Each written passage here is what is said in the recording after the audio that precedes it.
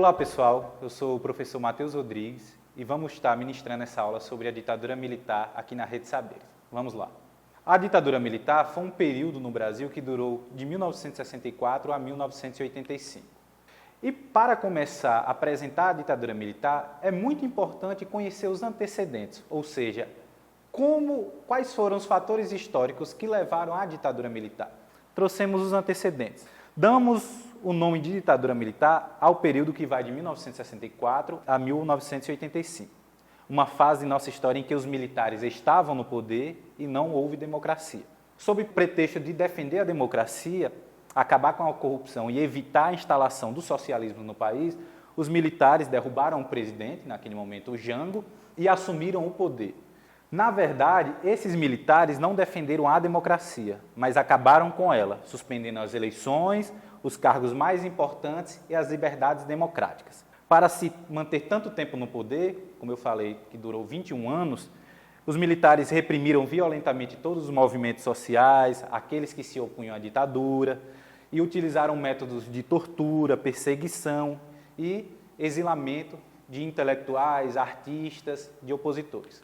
O golpe de 1964, ele ocorreu quando o então presidente João Goulart propôs as reformas de base. Na verdade, ocorreu quando fizeram um comício para essas reformas de base, na Central do Brasil, em 13 de março de 1964, em que a conspiração para a derrubada do presidente praticamente já estava em andamento, em articulação com forças reacionárias, portanto conservadoras, e com interesses imperialistas, sobretudo dos Estados Unidos. No que consistiam essas reformas de base, que foi um dos pretextos utilizados pelos militares para derrubarem João Goulart? Primeiro, a reforma bancária e fiscal, pois o Brasil era um país extremamente desigual e a maioria dos impostos, até hoje ainda, incidem e vão sobre a classe média e os trabalhadores.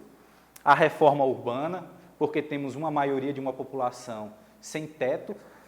Uma reforma administrativa, temos desigualdades também dentro do Estado. Temos uma desigualdade muito grande dentro do Estado, salários extremamente altos para alguns setores, como exemplo os militares, o grande generalato dos militares, do STF e dos setores políticos. Uma reforma agrária, sendo que o Brasil é um país que tem extrema estrutura agrária, fundiária concentrada, portanto, a maioria dos camponeses não tinham terra, e uma reforma universitária, já que praticamente quem estava dentro da universidade naquele momento eram filhos, né, de pais ricos ou de setores médios altos, que tinham dinheiro para bancar uma educação pública básica naquele momento. E se sustentava ainda, como define Ferreira, em artigo publicado na Fundação Getúlio Vargas, na necessidade de estender o direito do voto aos analfabetos e às patentes subalternas das Forças Armadas, pois quem tinha maior poder eram os militares de alta patente, como marinheiros e sargentos, né? E defendia-se as medidas nacionalistas prevendo uma intervenção mais ampla do Estado na vida cotidiana dos brasileiros. Com isso, a ditadura militar veio trazer com força os interesses da classe econômica dominante, associada aos interesses de fora, dentro do Brasil. Os golpistas procuraram mobilizar a opinião pública, primordialmente os setores médios, contra o governo. Apelavam para a ameaça do comunismo, que poderia desmanchar as famílias, acabar com a propriedade privada e proibir a prática da religião, tanto que no dia 19 de março daquele ano, uma grande marcha foi convocada pelos setores conservadores, sobretudo a Igreja Católica, que era chamada Marcha da Família, que foi realizada nas ruas de São Paulo para combater a ameaça de um suposto comunismo. Já no dia 31 de março, com o aumento dos protestos contra o governo do então presidente João Goulart, foi organizado tropas de Juiz de Fora, comandadas pelo general Olímpio Mourão Filho, onde começa a marchar sobre o Rio de Janeiro. E naquele momento era o início do golpe, onde teve a adesão dos grandes setores do generalato militar, assim como teve também apoio dos setores conservadores e da Igreja Católica e uma parte das igrejas protestantes no Brasil. Naquele momento, o João Goulart não teve como resistir e na noite, no dia 1º de abril, deixou o poder. Aqui nós temos uma imagem, como podemos ver, dessa marcha que saiu de Juiz de Fora no dia 31 de março.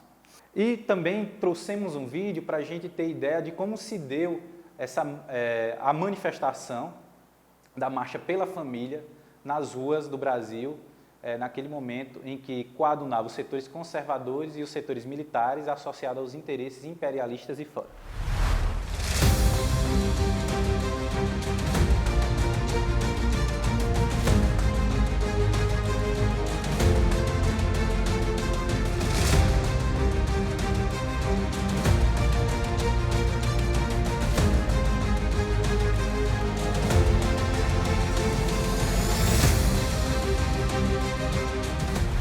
A ditadura militar foi um momento em que trouxe vários atos institucionais. Assim que assumiram o poder, os militares foram aos poucos atribuindo ao governo militar poderes excepcionais. Isto se fez através dos atos institucionais. O que foram os atos institucionais? Os atos institucionais foram decretos validados pelo presidente sem que, para isso, houvesse aprovação do Poder Legislativo, representado pelos deputados e senadores. Em um intervalo de 5 anos, de 1964 a 1969, o Brasil teve 17 atos institucionais. Destes, apenas alguns tiveram maior relevância política na época em que estiveram vigentes. E dentre estes, podemos destacar o ato institucional número 1, escrito em 1964, que dava ao governo militar o poder de alterar a Constituição, cassar mandatos legislativos, suspender direitos políticos por 10 anos, entre outras coisas. Por sua vez, um dos atos mais importantes foi o chamado AI-5, Ato Institucional número 5, que incluía a proibição de manifestações de natureza política, além de vetar o direito ao habeas corpus para crimes contra a segurança nacional. Chegamos ao fim da nossa aula. Deixem seu like, se inscrevam no canal e acompanhem nossa página aqui no YouTube com as publicações dos outros professores e, sobretudo, de História. Valeu!